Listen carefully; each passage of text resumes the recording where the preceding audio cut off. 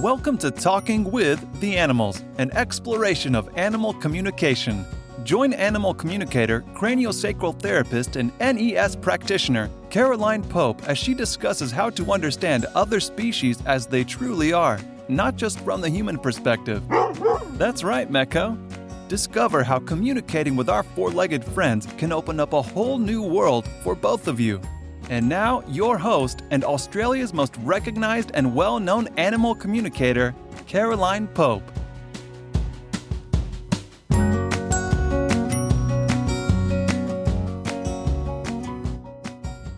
Hello and welcome to another episode of Talking with the Animals. I'm your host, Caroline Pope.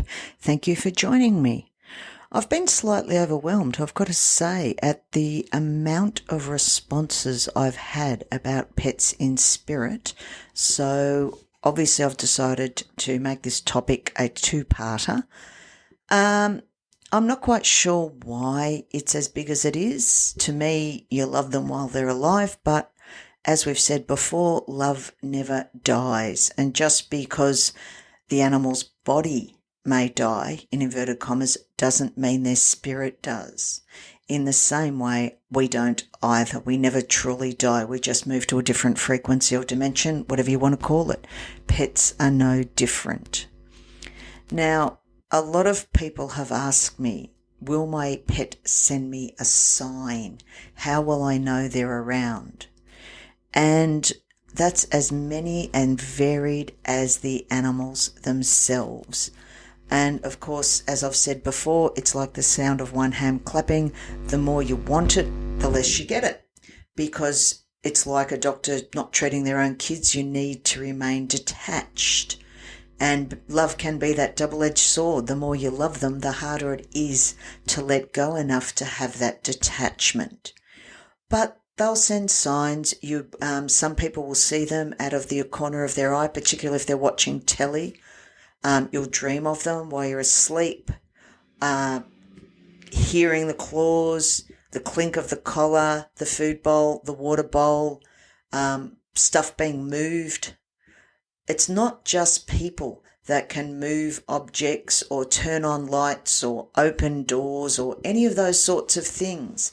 The dog door flap moving or banging in the middle of the night when there's no wind. That's not just people that can do that. But keep in mind, so many people, you don't think if the dog floor flap, for example, bangs in the middle of the night, you're not going to wake up and go, hang on, there's no wind. So a lot of us, it's more a case of being aware of the signs. And a lot of times people will ask me, I saw or I felt or I heard blah, blah, blah. Was that my animal or is that just me imagining it? 99.9% of the times it was your animal. And the more you become aware and the more you look for signs, the more open you are, often the more you'll see them.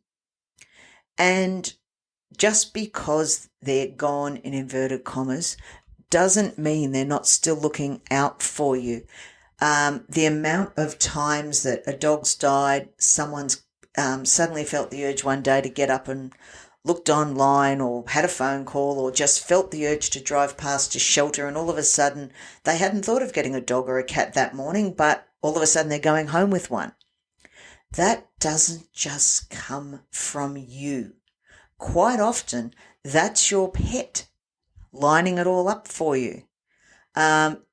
People too, I've had them line up, heard of them lining up or sending them their owners somewhere that they don't normally go so that they just happen to meet and start talking with someone who eventually becomes their partner.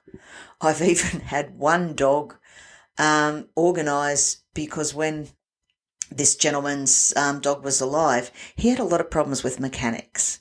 Had a few ripped him off. He had a fairly expensive collector type car. And as you can imagine, there's a lot of sharks out there. And this gentleman had been struggling to find a good, reliable mechanic that knew his type of car, where to get the pieces and so forth. And he called me one day and said, oh God, I finally found a good mechanic. And I laughed and I said, Yes, and I'm being shown a corner and your car broke down and this was on the side of the road. He said, how did you know? I said, you really don't think you lucked upon that mechanic, now do you? And he went, well, why? And I said, because that was your dog. How many times when he was alive did you bitch to me about not getting a good mechanic? He said, so my dog has sent me this mechanic. I said, yes. This gentleman is still using that particular mechanic 15 years later, and they're now friends as well. And interestingly enough, as a side note, we both found out 3 years after the gentleman started using this mechanic that the type of dog the mechanic had, the breed of dog, was exactly the same as my client's deceased pet. So, yeah, we're not, it's not always just luck. And it takes our animals an awful lot of energy, a lot of time and a lot of love to organise these synchronicities for us. Often letting go is the hardest thing of all, and I understand that. But it's also the biggest gift. It's very rare, but I have had people hold their animals back from progressing. The animal feels obliged, I guess is the best word. Don't leave me. I can't live without you. All that kind of stuff. And whilst I do have some empathy for the client or the person involved, my overriding thing is that's the ultimate selfishness. Loving something is putting its requirements before your own. The I can't live without you, newsflash, you mightn't like to hear it, but there is absolutely nothing that your dog or your cat or your horse or whatever your animal is can do for you that you can't do for yourself. And the old reason or season is very true. We love them, but there's a time for them to be with us and there's a time for them to move on. Ultimately, we may move on and leave our pets while we go to spirit. It's a two-way street. But letting your animal go and sending it with love and giving it the gift of moving is the biggest gift you can give an animal and a human. We're not just talking animals as far as that goes. Allowing someone to move to their next dimension with love, not holding them back, is the greatest gift you can give someone. It's also one of the toughest, and I'm fully aware of that. People have asked me other stories of what animals can do.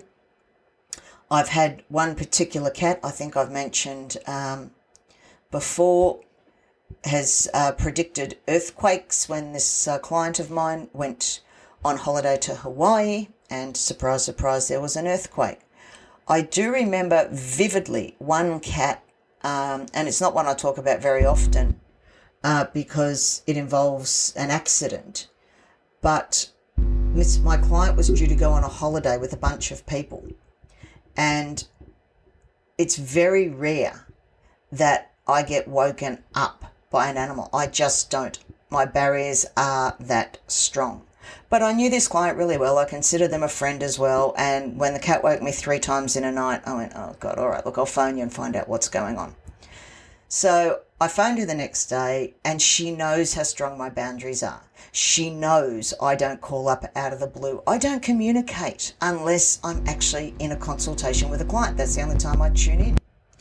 At any rate, called her up and said, listen, this is going to sound really odd. Are you going on a car trip? And she went, yeah, going on holidays. We're going up to Canberra, a couple of us, bubble bus, little Tarago thing. And I said, look, take it on board for what it's worth, but your cat has woken me 3 times last night telling me you can't go.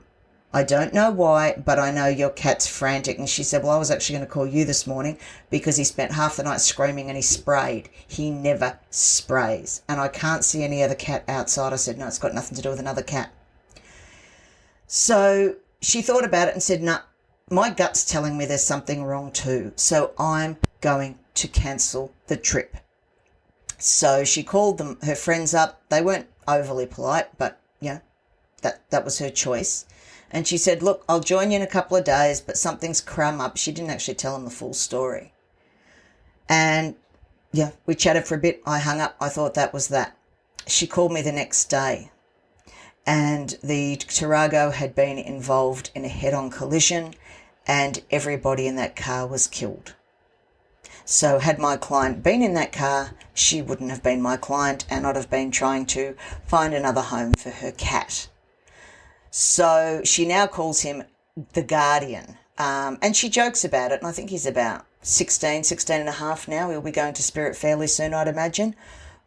But it's something that, sometimes we listen to our pets. And look, our pets are not always right in the same way we're not always right. But the thing was, as she said to me, my gut is telling me, always listen to your gut.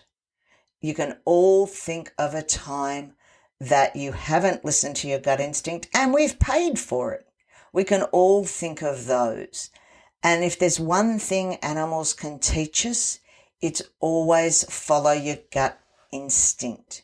It may not always make sense to the people around you, but it's very, very rarely wrong. And that's one thing that our animals are in tune with much more, is that sixth sense, gut instinct, call it whatever you wanted to call it. And that's, in the same way animals know when there's going to be floods or earthquakes, and they'll start moving to higher ground. That's, they have a much stronger connection with the earth than we do. Learning to follow your gut instinct will serve you well in all aspects of your life. Communication that was with an elderly dog, and the dog had been taken on by the daughter after the mother died, or it had been agreed beforehand. Nice old dog. Any rate, apparently she'd had this dog for about, I think it was 15 months or something, but after her mother had passed on, and she'd taken it before we had the first communication. And this dog kept showing me a ring. And it was a very unique ring. And I described it to her, and she went, "Oh my God, that's my mum's signet ring. She was given from the old country many years ago. It is unique. We can't find it anywhere. We wondered whether she'd given it away or whether she'd lost it. No one's seen it." The dog then showed me this piece of furniture, and I sort of tried to describe it, and she knew immediately it was her mother's old writing desk. And basically they had to, long story short, they took the back of it out, and the ring had actually fallen down the back and was in a small cavity. So, and she was just so excited that, because this ring had a large family significance, not just for her mother, but for the entire family. And they'd all thought it was lost. So she was ringing me to talk about the dog's pain levels and pain management, and wound up finding her mother's, or the family, signet ring. So, that's what I love about this job. You never know what you're going to do or what you're going to get. This dog, after it passed, we did a quick communication. Wasn't that long ago? I think it was only about 4 or 5 weeks ago now.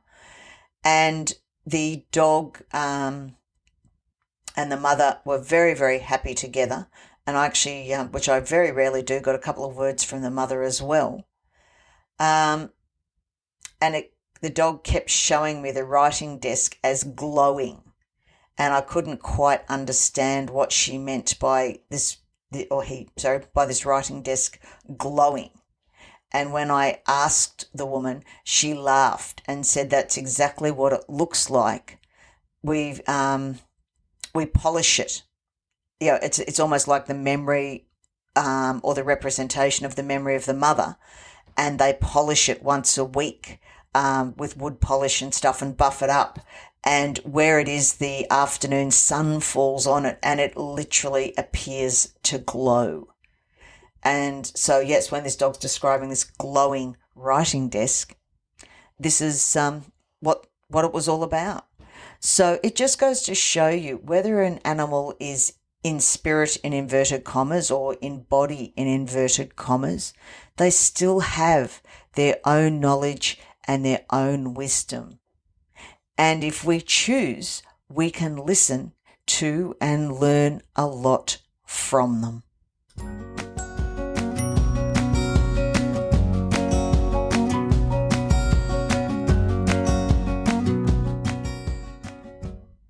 Thank you for listening to this episode of Talking with the Animals. Don't forget to like and subscribe, and please feel free to drop me a line. I'd love to hear your feedback, any suggestions of things you want to hear about in a future episode. I'd be delighted to cover. Look after yourselves, stay safe, and remember, until next time, let's talk with the animals. Thank you for listening to Talking with the Animals. To learn more about Caroline and the services she provides, visit caroline-pope.com. You can also find her on Facebook at Caroline Pope Animal Communicator, CST, and NES Therapy. Are you ready to change the way you see your world and the animals in it? Well, we know his answer. Don't forget to subscribe, and see you next time.